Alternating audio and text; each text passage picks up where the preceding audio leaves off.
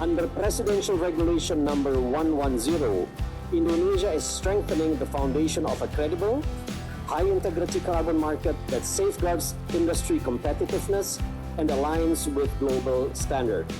First, through a solid regulatory foundation by integrating carbon allocation and offset quotas, establishing a strong MRV framework, and creating a dual market system that recognizes both compliance and voluntary markets under one national structure.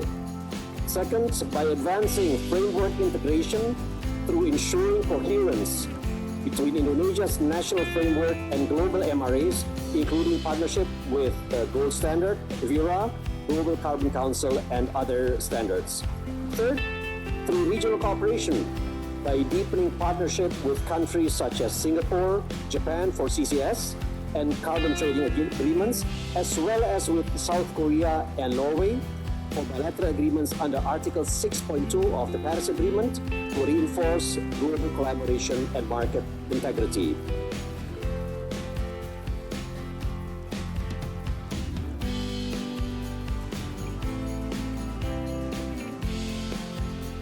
This collaboration actually figure out that Indonesian commitment will implement in the scheme of bilateral cooperation among the partner countries and also trading scheme.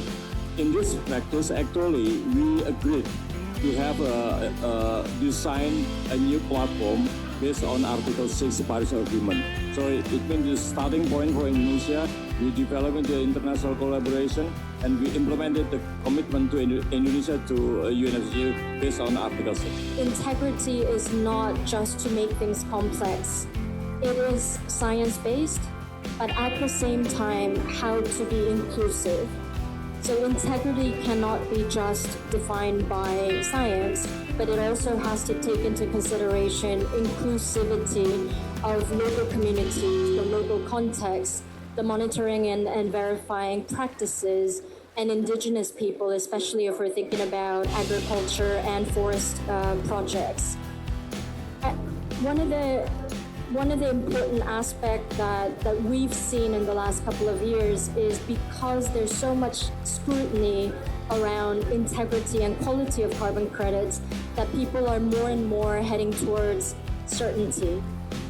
But we need to remember this carbon market is bringing finance to those communities that will otherwise not be funded through our traditional investors. So we do need to make sure that we don't forget about that element of sustainable development, the importance of communities and building community resilience in driving the next generation of carbon markets. Norway has an ambitious NDC for 2030, also 35, but very ambitious target for 2030. And the Norwegian government has said that they mainly want to achieve this target with nationally and in cooperation with the EU. We're part of the EU emission trading system.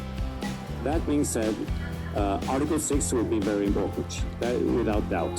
We can't right now we can't give any specific numbers, but there's obvious that this will be very important for our NDC. Additionally, we have a climate neutrality target for 2030, which means that we're going to offset our emissions from 2030 going onwards. So this will be essential for our climate targets, Article 6. And also it gives us a lot of flexibility because emission reductions are harder. It's complex. Often it's costly. We don't know how much emissions we will reduce nationally in cooperation with the EU.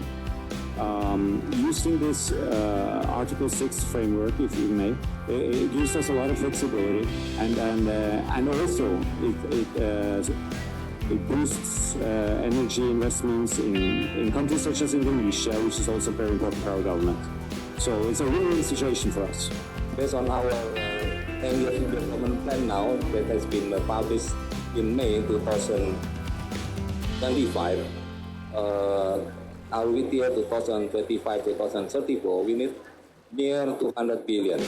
Exact number is around $188 billion. to finance this project, we also not just only collecting the finance from the commercial bank and also development bank, we also include the carbon finance. And this carbon finance is come from how we reduce our emission and change to become the carbon credit. And based on our calculation, this carbon credit can, let's say in this slide, we can see that there is 53 gigawatt of projects, including the renewables, battery storage, and also the baseload RE and also variable RE. Based on our calculation, it will reduce around 250 million ton CO2 equivalent. And if we calculate and changing this to become the carbon credit, maybe it will be give us some revenue potential around 2.5 to 10 billion US dollar. It means this can reduce our financing requirement around 2 or 5%, and it make me sustainable